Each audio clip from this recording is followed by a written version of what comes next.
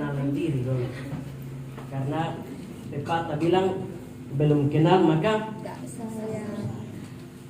sekalipun belum tentu juga. Karena ada orang yang banyak berkenalan tapi belum tentu bersayang. Sayang. Oh.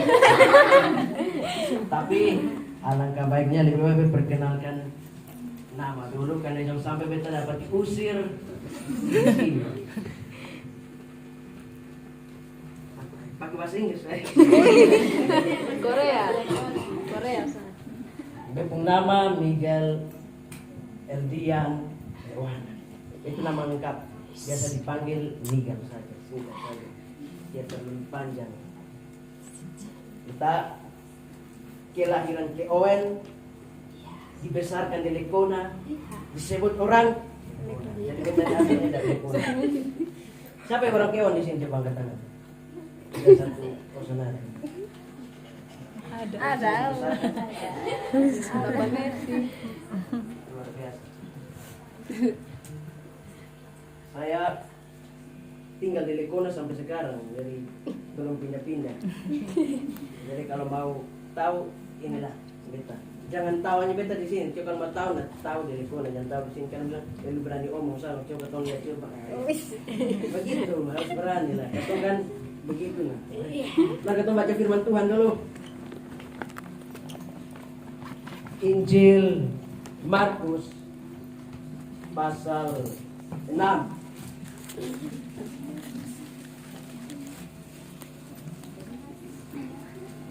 Injil Markus pasal 6 ayat 45 sampai 52. Ulang.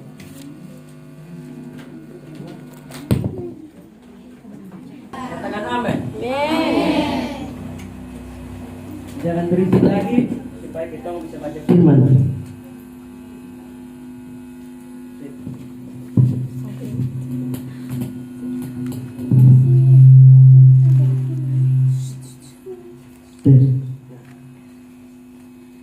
Kita baca bergilir Dengan perikop Yesus berjalan di atas air.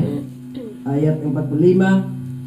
Sesudah itu Yesus segera memerintahkan murid-muridnya naik ke perahu dan berangkat lebih dulu ke seberang ke Betsaida. Sementara itu ia menyuruh orang banyak pulang. Ia pergi ke bukit untuk berdoa. Ketika hari sudah malam, perahu itu sudah di tengah danau, sedang Yesus tinggal sendirian di darat. Ketika ia melihat betapa payahnya mereka mendayung karena angin sakal, maka dia tiga malam.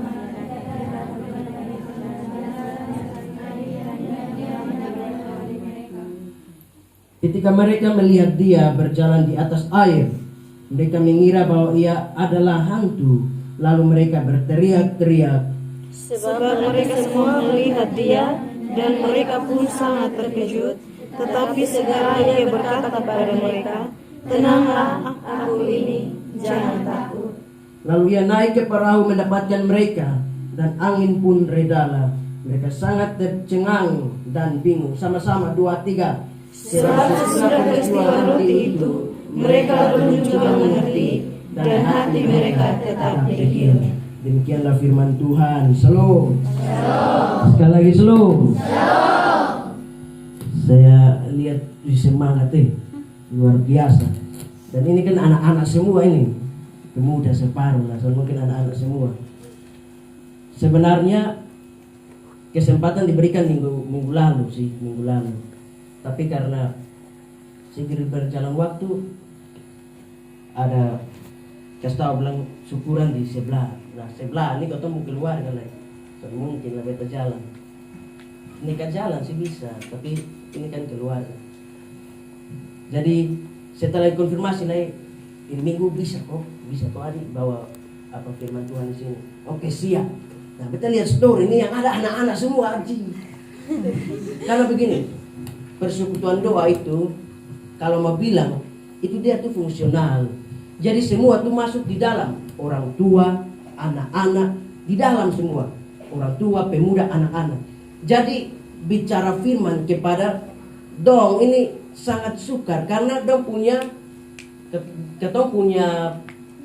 cara apa nih ambil ini kan berbeda. Makanya kalau di gereja dong ada kasih perbedaan. Ini kategori pemuda ini, habis kaum bapak ini, kaum ibu ini. Itu supaya membedakan karena cara menerimanya ini beda.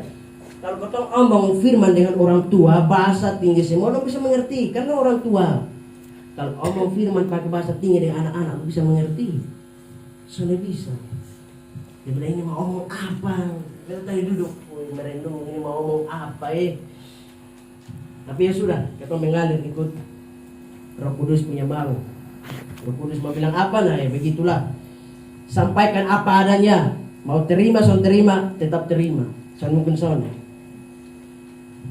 Setelah saya mempersiapkan firman Tuhan ini, saya kasih satu tema yaitu taat. Itu sah.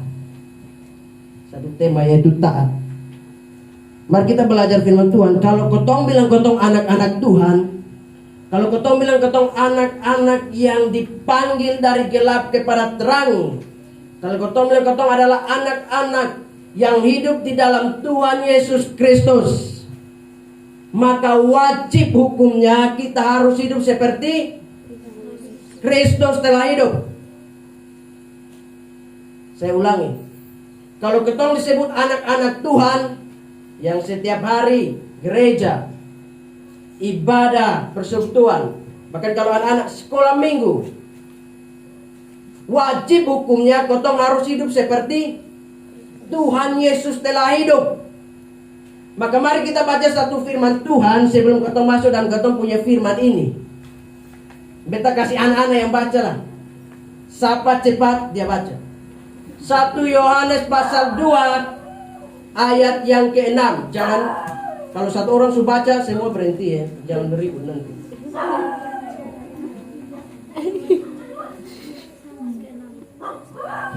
Ya.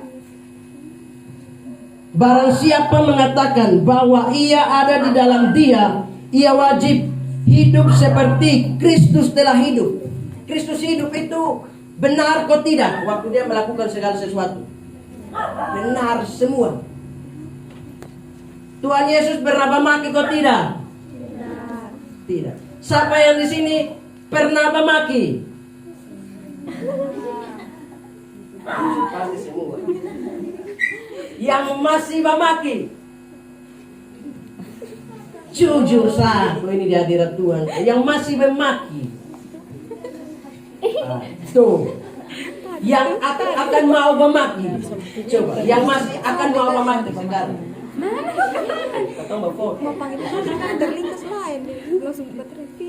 Yesus Kristus itu sonde pernah memaki. Perkataan kotor son pernah keluar dari Tuhan Yesus punya mulut.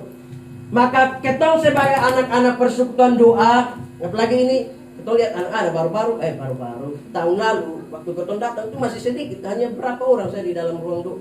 Ternyata datang, sutumpar ruang nih, ketong son bisa berjalan lagi. Luar biasa ya. Ketong semua ini adalah anak-anak Tuhan, maka harus hidup seperti Tuhan Yesus. Tuhan Yesus sudah pernah memaki, maka ketong jangan pernah mau memaki. Ketong baca dengan ayat supaya ketong bisa tahu. Mari. Lala di mana? Lala baca firman Efesus pasal 4 ayat 29. Efesus pasal 4 ayat 29.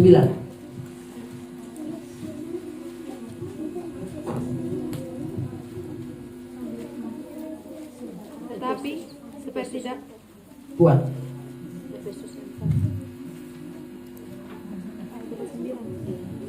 Janganlah ada perkataan kotor keluar dari mulutmu, tetapi pakailah perkataan yang baik untuk membangun, di mana perlu supaya mereka yang mendengarnya beroleh kasih karunia. Jangan ada perkataan kotor yang keluar dari mulutmu. Karena Tuhan Yesus tidak pernah omong kotor. Sekalipun yang memaki Tuhan Yesus terlalu banyak, sekalipun yang menghina Tuhan Yesus terlalu banyak, bahkan kalau ketong baca firman Tuhan, maka ketong dapati dia tuh dicambuk, dia dipaksa Herodes untuk kasih tahu, lu ini siapa? Dia sudah maki Herodes, dia sudah maki para imam waktu itu, tapi dia memberkati. Itu anak-anak Tuhan itu seperti itu. Siapa yang mau dipakai Tuhan? Sini angkat tangan. Cepat. Mau dipakai Tuhan. Salah satunya, jangan omong sesuatu yang menghina orang lain. Yeremia, bukan. Yeremia pasal 15 ayat 19. Ini baca terus kalau dengan kita mau kita baca terus. Pembahasan sedikit. Karena itu beginilah jawab Tuhan, jika engkau mau kembali, aku akan mengembalikan engkau menjadi pelayan di hadapanku, dan jika engkau mengucapkan apa yang berharga Ya. dan tidak hina, maka engkau akan menjadi penyambung lidah bagiku. Berhenti di situ, garis bawahi. Dan jika engkau memperkatakan sesuatu yang berharga dan yang tidak hina, maka engkau akan menjadi apa? Penyambung lidahku. Atau menjadi apa? Menjadi saksi Tuhan Yesus. Anak-anak, kalau kita semua kalau mau dipakai Tuhan, jangan boleh ada perkataan kotor keluar dari mulut ketong. Amin kok? Amin. Maka setelah dengar ini, pulang anak-anak berdoa dengan Tuhan. Tuhan, tolong beta supaya beta jangan memaki lain. Tolong beta supaya beta jangan kasih tahu kata-kata kotor. Kadang-kadang dong sedikit dong, itu kan muncul kata-kata yang tidak membangun. Biasa kasih kaget begitu, atau panggil orang nih dengan perkataan-perkataan yang tidak benar. Anak-anak Tuhan jangan boleh begitu, harus tampil beda. Jangan pikir kita masih anak kecil. Tidak. Tuhan sementara mau pakai anak-anak kecil semua. Perhatikan baik-baik. Tuhan sementara mau pakai anak-anak kecil. Makanya firman Tuhan itu bilang begini, dari dalam mulut bayi kuberikan puji-pujian, sehingga dong keluar tuh menyanyi semua. Dong masih kecil tuh menyanyi memuji Tuhan. Lalu ketong yang kakak-kakak ini harus kalah, kan tidak bisa. Contoh lain lagi, Tuhan Yesus hidup itu melakukan hal yang baik. Maka sebagai anak-anak Tuhan jangan lakukan hal yang jahat. Tapi malam hari ini, salah satu hal yang harus kita tiru dari Tuhan Yesus adalah satu ketaatan kepada Bapa. Satu ketaatan kepada Bapa. Kenapa saya angkat tema ini? Taat. Karena semasa hidup Tuhan Yesus, dia taat kepada Bapa. Kalau kita bilang kita mau ikut Tuhan, salah satunya adalah kita harus taat juga kepada Bapa. Mari kita lihat dia punya ayat. Filipi pasal 2. Filipi pasal 2 ayat yang ke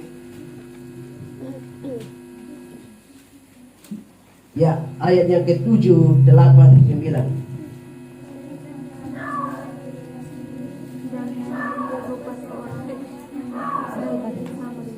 Ya, sayangnya harus satu orang yang baca sah. Kalau tidak nanti beribu. Melainkan telah mengosongkan dirinya sendiri dan mengambil rupa seorang hamba dan menjadi sama dengan manusia. Dan dalam keadaan sebagai manusia, ia telah merendahkan dirinya dan taat sampai mati, bahkan sampai mati. Garis bawah ayat 8 itu ya.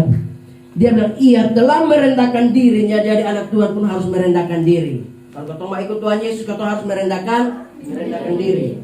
Dan taat sampai mati. Alkitab berkata bukan hanya sekedar sampai mati, tapi di sini dia bilang bahwa bahkan sampai mati di kayu salib. Itu hal yang harus kita ikuti dari Tuhan Yesus Kristus. Salah satu adalah taat kepada dia. Sebagaimana Tuhan Yesus taat bukan hanya sampai di Getsemani. Tuhan Yesus tidak taat hanya sekedar sampai Getsemani, berdoa selesai, tidak. Dia bilang bahwa taat sampai mati, bahkan mati di kayu salib. Apa maksud itu? Tuhan mau mengajarkan kepada ketong bahwa ketong ini sebagai anak Tuhan harus taat kepada dia. Sekarang taatlah kepada kebenaran. Misalnya kalau orang tua ngomong, kita harus taat sebagai anak-anak. Sebenarnya pengajar par ini yang kagak-kagak di samping sini. Harus ngomong, harus dengar, harus taat. Tuhan Yesus mau supaya kita taat kepada dia. Sebagaimana dia taat kepada Bapa, kita juga harus taat kepada dia. Amin kok? Amin. Jadi kalau Tuhan suruh nari pi kupang pi ke sana, win.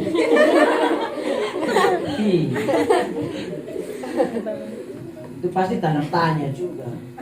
Yeremia, waktu Tuhan utus Yeremia tawar menara dengan Tuhan ke sana. tawar-menawar. Musa, waktu Tuhan mau utus Musa, Musa tawar-menawar atau tidak? Tawar-menawar, sehingga akibatnya siapa nih? Abangnya itu Harun menjadi batu sandungan bagi dia. Akibat sudah taat tuh begitu. Sekalipun yang lu sudah buat itu lu jalankan kehendak Tuhan, lu pada ujungnya taat, tapi dalam awalnya lu protes, maka yang lu protes itu akan menjadi sandungan bagi dia. Akhirnya abangnya itu menjadi batu sandungan bagi dia tuh.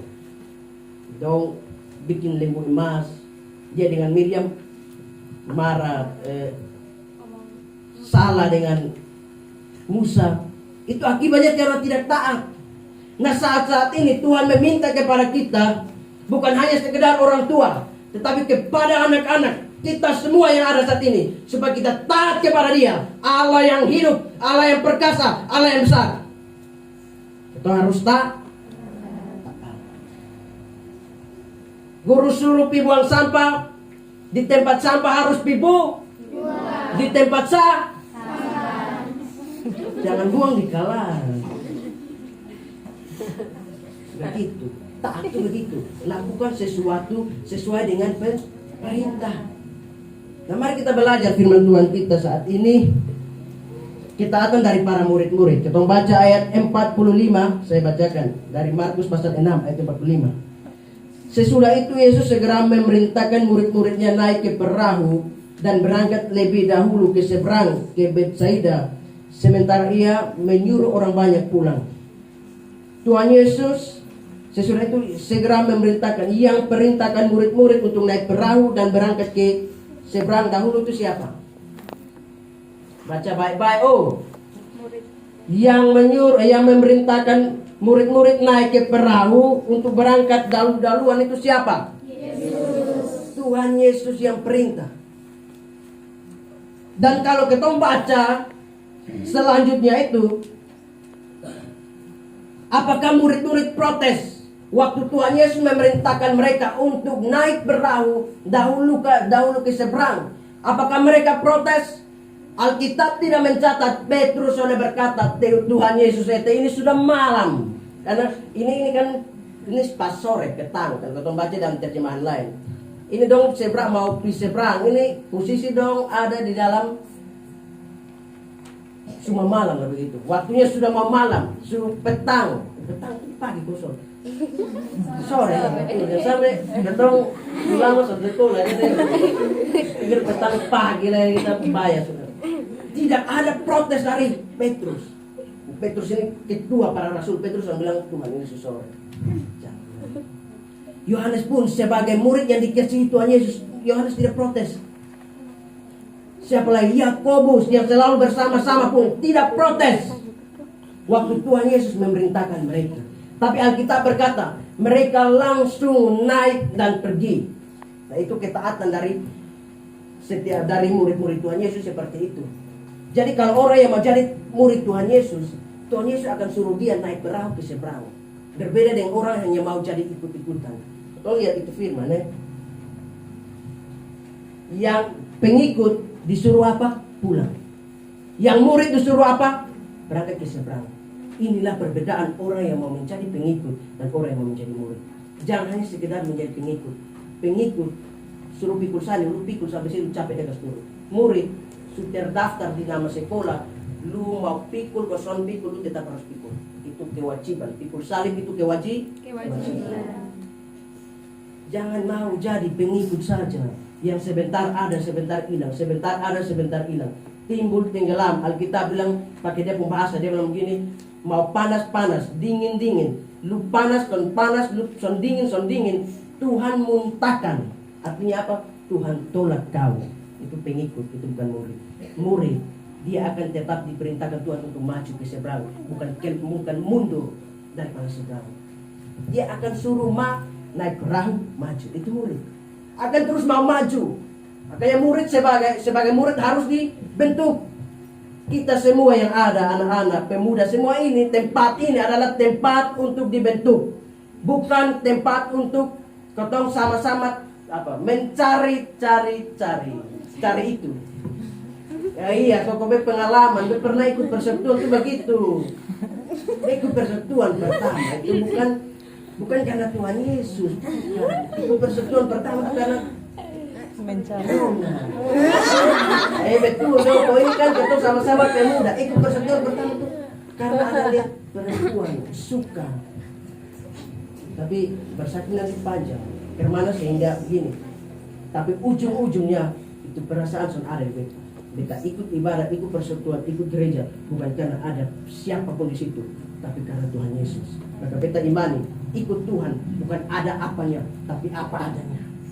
Orang yang ikut Tuhan, kita semua ini dibentuk di tempat ini. Jadi ikut teruslah, kita dibentuk. Nanti sampai akhir, siapa yang bertahan sampai akhir? Begitu. Siapa yang bertahan sampai akhir? Jadi anak-anak sama-sama begini, kau tahu siapa yang sungguh-sungguh ya? Di sini, kau tahu siapa yang sungguh-sungguh. Tapi dia yakin, anak yang sungguh-sungguh, dia akan selalu perhatian penuh pada firman Tuhan. Dan dia akan selalu berdoa meminta hati yang mau berdekat pada Tuhan. Maka beta sarankan, sekalipun masih anak-anak masih kecil atau kita pemuda, harus ambil waktu saat teduh dengan Tuhan di rumah. Caranya simpel saja, palingnya 30 menit selesai.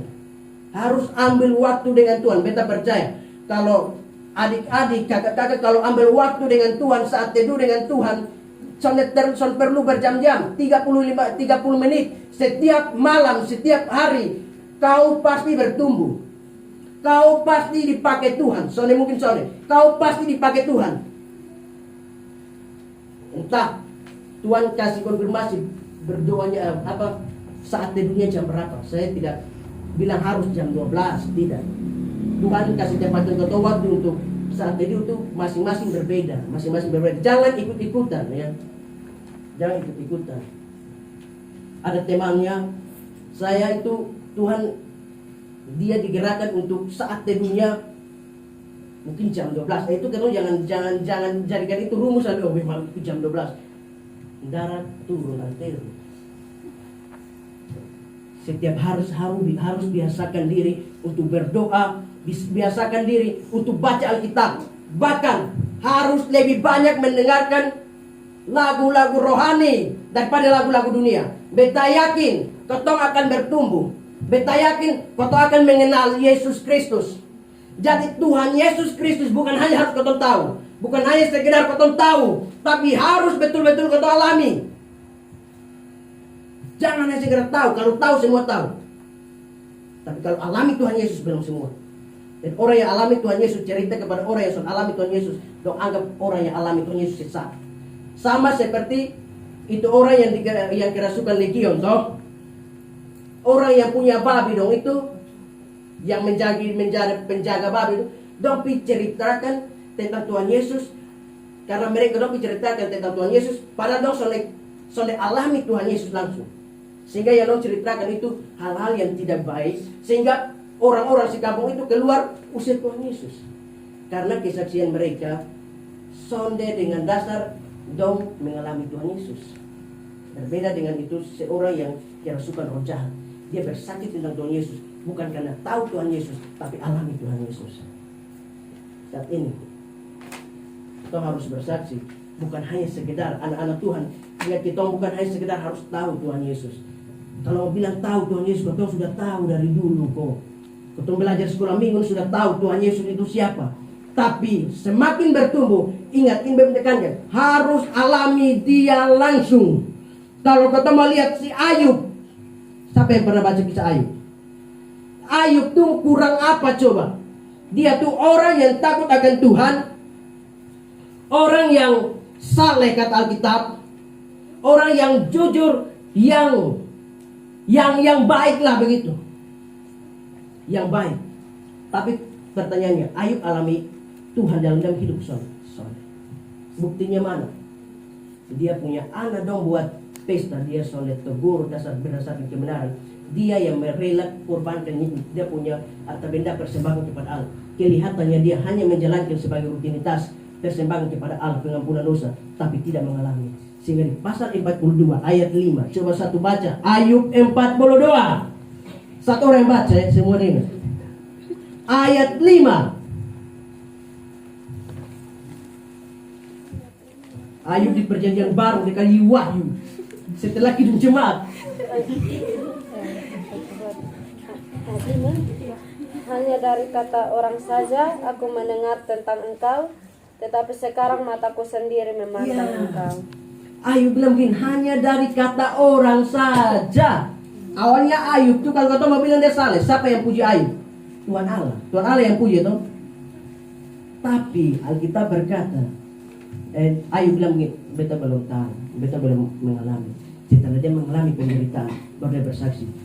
Ini bukan hanya dari kata orang saja, beta lihat langsung.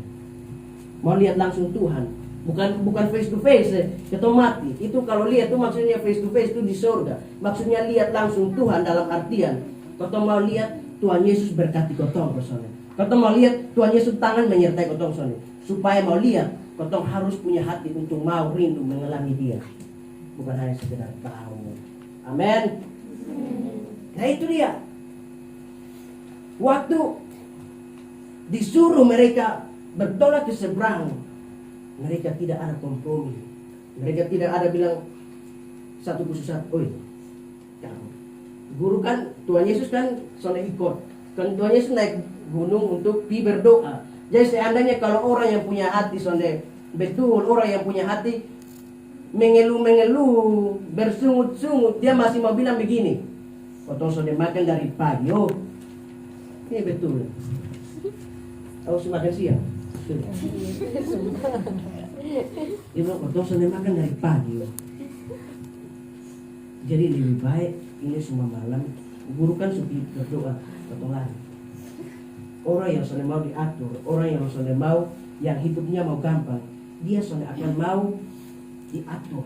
Dia sudah akan mau untuk ikut Yesus perintah masuk perahu, bertolak ke seberang, sudah mau. Dia mau lari. Tapi anak sebagai anak-anak Tuhan, Tuhan akan terus proses kotong supaya kotong alami Dia. Nah, kita lihat ini selamat, tenang saya selamat. Dan berasa juga kayaknya baoleng. Setelah ia berpisah dari mereka, ia pergi untuk berdoa. Jadi waktu kotong mengalami ketaatan dengan Tuhan, kotong mau rela untuk taat kepada Dia, ada resikonya. Resikonya apa coba? Kalau anak-anak, adik-adik dong baca di sini. Resikonya apa coba? Waktu kotong mau taat, waktu murid-murid mau taat kepada perintahnya Tuhan Yesus supaya duduk dan bertolak ke seberang. Yang mereka terima apa? Ini dia. Belum sampai semalam. Itu satu masalah. Ternyata taat Tuhan Yesus belum tentu baik. Kita lihat. Ketika hari sudah malam, perahu itu sudah di tengah danau, sedang Yesus tinggal sendirian di darat. Ketika ia melihat betapa payahnya mereka mendayung karena angin sakal. Ternyata waktu kau mau taat Tuhan, jangan bawa angin sakal. Kalau kau mau taat Tuhan, belum tentu tidak ada tantangan. Pasti ada tantangan. Angin sakal itu bicara tentang tantangan. Waktu anak-anak mau taat, soalnya mau memaki, anak-anak mau taat, mau jujur. Lalu anak-anak pun kawan bilang begini, jangan sok rohani, oi. Pastilah, baru cerita harus rohani. Misal teman naik antir, kan biasa begitu. Itulah akibat kalau kau mau taat seperti itu. Anak persekutuan doa pasti mengalami itu. Tapi ingat, harus tetap taat. Mereka waktu taat dong mengalami dayung ni payah semua. Ini bukan ke kapal sekarang ke mesin langsung jalan sonde. Ini pakai dayung, Pak. Nah dayung itu kalau sonde dengan tenaga yang kincang lu payah, sonde terbiasa lu pun dada picah. Apalagi dayung yang dua begini. Ini lu pun ini susah lebih daripada orang yang angkat padi 3 belek atau 4 belek dong, itu lebih. Itu sakitnya bukan main. Nah, waktu mereka mau taat, mereka tidak protes, dok alami itu semua. Itulah resiko dari ketemu taat Tuhan Yesus. Karena Tuhan Yesus juga sudah bilang, mari satu orang baca Filipi pasal 2 ayat 29. Filipi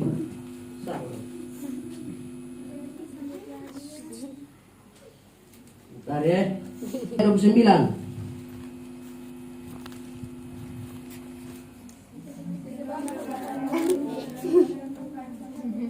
Sebab kepada kamu dikaruniakan bukan saja untuk percaya kepada Kristus, melainkan juga untuk menderita untuk Dia. Sebab kepada kamu, kepada siapa? Kepada ketong. Bukan hanya percaya kepada Dia, bisa percaya. Tapi apa?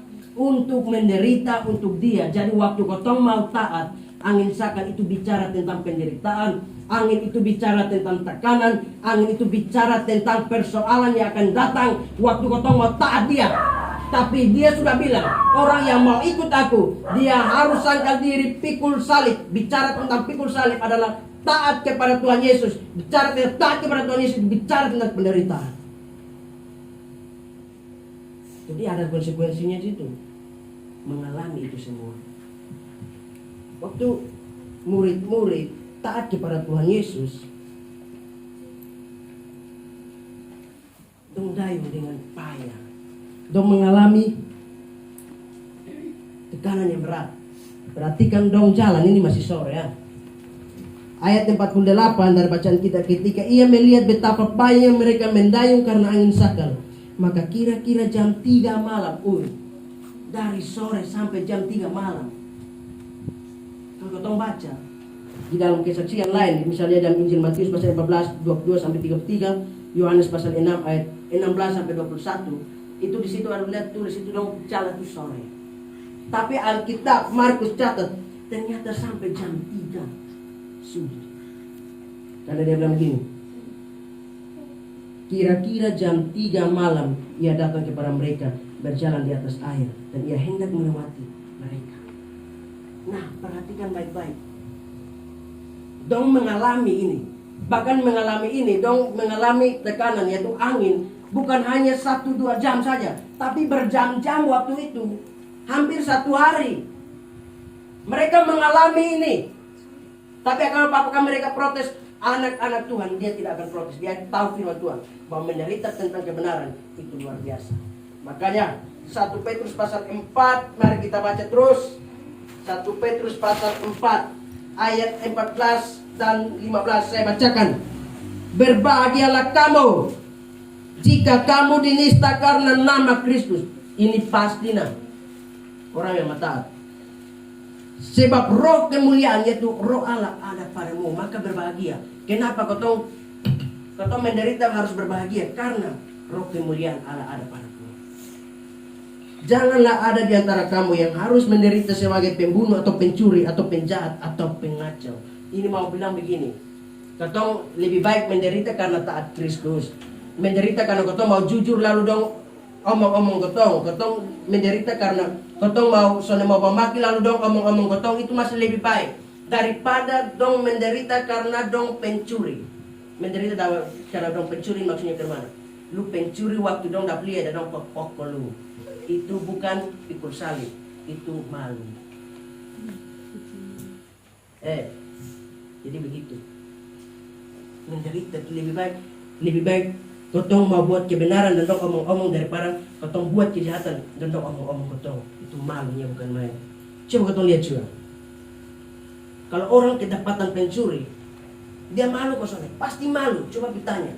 Soalnya mungkin bisa tanya juga. Tapi pasti malu. Seandainya itu yang kita alami sendiri, pasti malu. Orang dapat tangkap. Tapi kalau menderita karena kita mau jujur, tapi menderita karena kita mau taat orang tua, menderita karena kita mau mengasihi orang lain, kita mau menolong orang lain, menderita karena kita mau mengasihi orang lain, lalu dong omong-omong ketong sok rohani, dong omong-omong ketong lu semua naik anteru, tidak mengapa, tahu seamat pusing, jangan kasih lebar telinga. Jangan mau dengar. Karena hidup kita bukan ditentukan oleh perkataan orang, tetapi perkataan Kristus Yesus. Alkitab berkata begini, manusia tidak bisa menuntun langkahnya dan jalannya, dia tidak ketahui ke depan seperti apa. Hanya Yesus yang tahu. Jadi seperti kita tidak tahu masa depan kita seperti apa, tapi kita imani di dalam Tuhan Yesus Kristus ada masa depan. Tidak perlu khawatir. Di dalam Yesus Kristus ada masa depan. Waktu Rasul Paulus, waktu Rasul Petrus, Yohanes mereka mau taat kepada Tuhan, Karena mereka beritakan tentang Tuhan Yesus, beritakan tentang Tuhan Yesus. Lalu ada tekanan dari para imam, ada tekanan dari para orang Farisi dan berkata, stop bicara tentang Tuhan Yesus. Saya bersiring dengan satu teman, atau ketemu dia dari atas kapal. Dia tuh sekolah di Bandung, di Jawa sana. Jadi beta ketemu dia ini pelayan Tuhan. Dia bersaksi bilang begini, sebenarnya di Rot ini harus bersyukur, beritakan Injil dengan bebas-bebas. Di sana, di Jawa, lu jangan coba-coba. Dia tuh sudah ditangkap berulang-ulang kali, masuk penjara dengan hamba Tuhan yang pernah ketemu sama-sama dengan dia. Dia sudah tangkap ulang-ulang karena apa? Berbicara tentang Tuhan Yesus. Karena dia kan anak muda, bergaul dengan anak muda, dibicara tentang Tuhan Yesus, bicara tentang Tuhan Yesus, bicara tentang Tuhan Yesus. Dong dikejar polisi setiap hari. Jadi berdoa itu, kan di sana mayoritasnya Islam. Dong berdoa tuh bukan begini. Dong kalau berdoa begini, dong sudah tahu Kristen, lu mati. Dong berdoa harus begini. Doa makan apa saja, supaya amin langsung. Dan pikir Islam, padahal Kristen. Saya bilang kalau ketong orang Kristen harus bersyukur luar biasa. Karena ketong masih apa? Masih bisa bersatu dengan Tuhan Yesus. Ada kesempatan ibadah. Ada kesempatan untuk memuji Tuhan. Jangan sampai Tuhan ada waktu lagi. Yesaya 55 ayat 6 dia bilang apa? Carilah Tuhan selama ia berkenan ditemui, dan berserulah kepadanya selama ia dekat. Jadi sampai sekarang kalau kau masih bisa ibadah seperti ini, maka Tuhan masih berkenan untuk kau temui dia. Kalau kau masih bisa ibadah seperti ini, Tuhan masih berkenan kau berdoa kepada dia. Jadi sekarang cari dia dan berdoa suruh. Cari hadiratnya. Jangan tunggu waktu lagi, karena sekarang ini sudah sore, belum malam. Semua dekat malam. Alkitab bilang begini, kerjakanlah pekerjaanku selama masih siang. Sama Tuhan Yesus itu masa siang. Samanya sekarang ini masa sore, sebentar malam sudah ada waktu untuk bekerja. Saat datangnya malam, tidak ada seorang pun yang lagi bekerja. Maka masih ada kesempatan. Mari kita cari Tuhan. Nah, kita lihat waktu dong taat, dong mengalami tekanan seperti itu. Tapi apakah Tuhan Yesus tinggalkan mereka? Ini yang harus buat kita bersyukur. Kenapa? Karena yang pertama, mari kita baca ayat 48. Ketika ia melihat betapa payahnya. Perhatikan baik-baik. Kenapa kita taat harus bersukacita? Karena bagian pertama adalah karena Tuhan Yesus selalu melihat keadaannya saat ini kita alami. Tuhan itu maha mengerti, maha melihat. Makanya waktu Tuhan Yesus, sekalipun Tuhan Yesus di darat, di jauh, dong sama-sama, tapi Tuhan Yesus melihat dari surga. Tuhan Yesus melihat bahwa mereka sangat payah di dalam apa? Dayung. Jadi mau ngomong apa lagi? Dan itu Tuhan Yesus ternyata memperhatikan. Jadi kalau kau sebagai anak-anak Tuhan ada di sini, ingat, mata Tuhan menandai kau. Mau keluar dari sini, lu binasa. Maksudnya apa? Lu mau tolak dia, lu sama ikut dia lagi, kau masuk neraka. Kasar amat. Ya tapi betul. Maksudnya begini. Maksudnya Tuhan Yesus tahu keadaan kau. Mata Tuhan Yesus sementara melihat kau, dia menandai setiap anak-anak yang punya. Maka Tuhan Yesus bilang begini, aku mengenal siapa anak-anakku, dan aku mengasihi mereka sebagaimana Bapa mengasihi aku, mereka aku kasihi. Itu dia. Maka kita bersyukur karena Tuhan Yesus itu sudah pernah menutup mata dengan kita. Makanya Daud berdoa dan begini, aku melayangkan pandanganku ke gunung-gunung dan kepada bukit-bukit. Dari manakah datang pertolongan Tuhan? Pertolonganku ialah dari Tuhan Allah semesta alam. Ternyata dia mengakui Tuhan Yesus lihat dia punya hidup. Dia mengakui Tuhan Yesus pernah tinggalkan dia. Dia saat ini kita harus yakin Tuhan Yesus itu pernah lupakan kita. Dia selalu melihat kita. Dia selalu memperhatikan kita. Karena apa? Kita adalah anak-anak dia.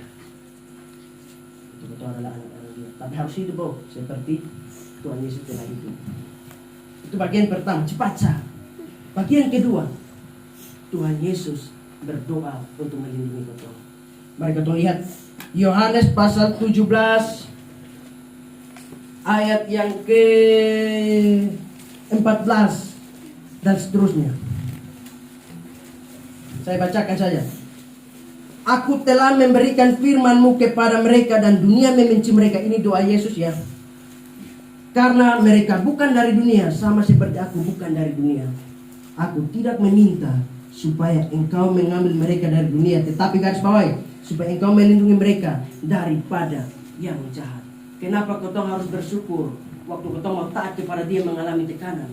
Karena Tuhan Yesus berdoa untuk kotong. Berdoa apa? Meminta supaya kotong dilindungi. Jadi anak-anak Tuhan itu akan dilindungi oleh malaikat-malaikat Tuhan. Tuhan itu akan memagari anak-anak Tuhan. Malaikat-malaikat Tuhan itu akan diutus untuk melindungi kotong. Jadi kalau kotong betul-betul mau taat kepada Tuhan, maka Tuhan akan kirim malaikat-malaikat untuk jaga kotong. Dan kotong akan rasa seperti itu. Kalau anak-anak betul-betul yakin kepada Tuhan, kalau kita semua yakin kepada Tuhan, kotong akan mengalami betul bahwa ada seperti seseorang yang menjaga kotong. Banyak sekali hal. Kami pernah pulang dari Ba'a, karena kuntur, petir, sampai hujan, kita sudah lihat jalan deh.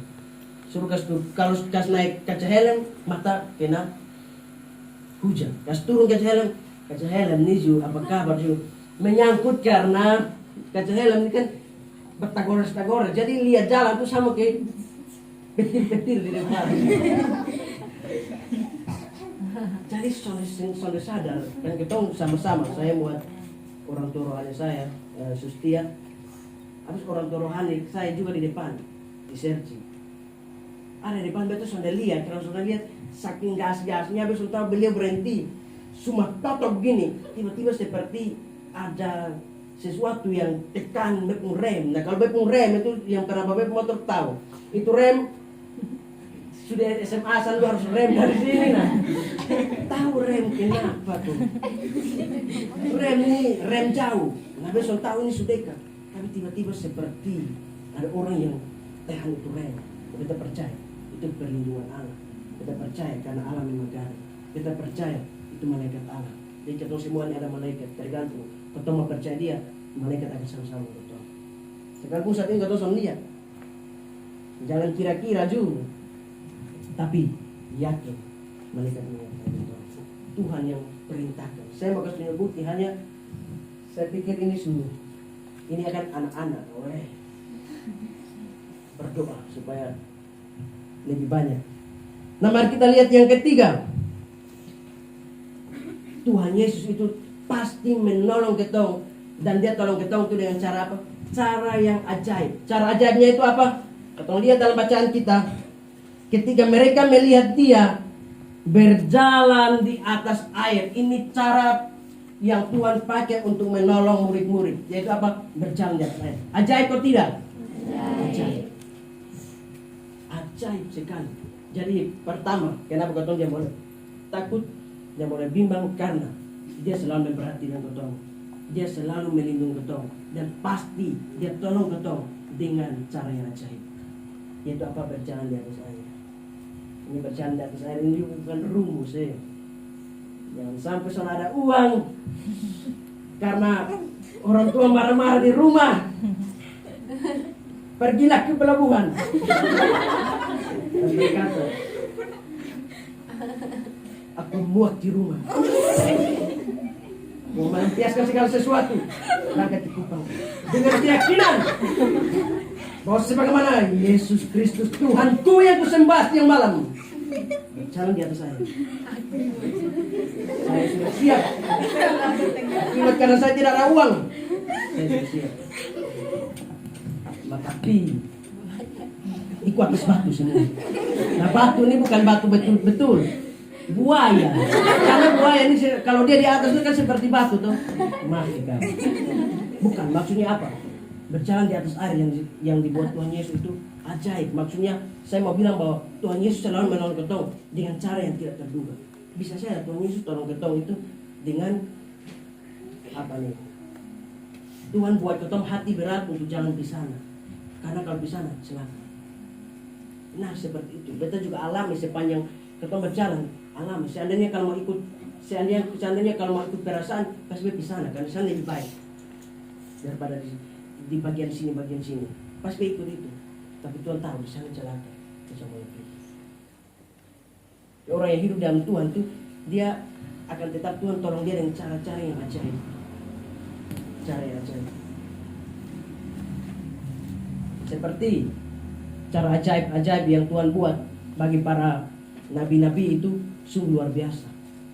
Maka jangan ragu ya akan kehendak Tuhan, akan rencana Allah bagi kita. Saya tidak tahu apa pergumulan setiap saudara di sini, entah masa depan kah atau pekerjaan kah, sulit mengerti, betul sulit tahu. Tapi memang kasih ingat, Tuhan selalu melihat, Tuhan selalu menolong, berdoa untuk menolong kita. Tuhan selalu tolong dengan cara yang ajaib. Itu pasti. Allah yang kita sembah, Allah yang kita imani, bukan ada di dalam dia ada kata semoga, di dalam dia kata pasti. Saat ini kita butuhkan apa? Tuhan memperhatikan. Saat ini kita mau apa? Mau apa dalam kita pun hidup? Mau apa yang mau buat kita semakin dekat dengan Tuhan? Berdoa. Jangan hanya mengeluh. Berdoa. Tuhan pasti dengar. Dan Tuhan kalau jawab kau, caranya luar biasa. Tuhan jawab Simon Petrus dengan cara yang ajaib.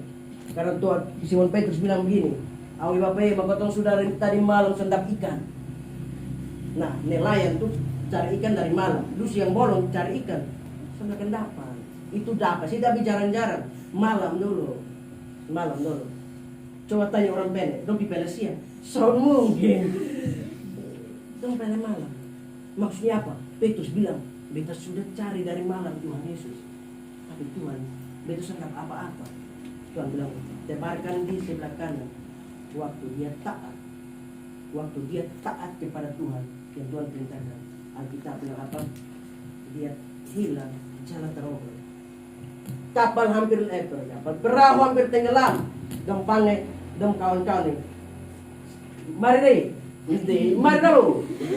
Karena tahan terhontung itu. Saya mau tahu, kalau potong mata kepada dia selalu tolong ketong. Dia selalu jawab ketong dengan cara-cara yang ajaib. Bagi dia tidak ada yang mustahil. Amin kok? Sekali lagi amin. Maka jangan pernah ragu, jangan pernah takut, bimbang. Serahkan kekhawatiran kepada Tuhan. Kekhawatiran itu membuktikan kau masih manusia. Tapi ingat Alkitab berkata, serahkanlah kekhawatiranmu kepada Tuhan. Maksudnya apa? Tuhan tahu kau pasti khawatir. Tapi bagaimana kau bisa serahkan kekhawatiran kepada Tuhan? Dia mengerjakan seluruh kehendaknya. Dan kau lihat, ajaib semua. Intinya, kalau kau anak Tuhan harus hidup seperti dia. Salah satu hal yang kau harus hidup seperti adalah taat. Sebagaimana dia juga taat dalam artian lain. Silakan saudara-saudara pulang renungkan hal taat kepada Tuhan. Tuhan Yesus memberkati kita dengan firman-Nya. Amin. Buat kita